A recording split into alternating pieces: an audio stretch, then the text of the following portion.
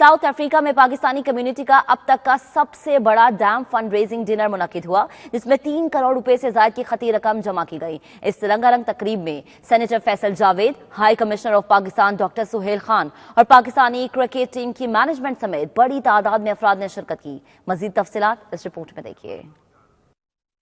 Grand dinner तकरीब Centurion के एक मुकामी हॉल में मुनक्कद की गई, जिसका बाकायदा आगाज तिलावत कलाम पाक से हुआ।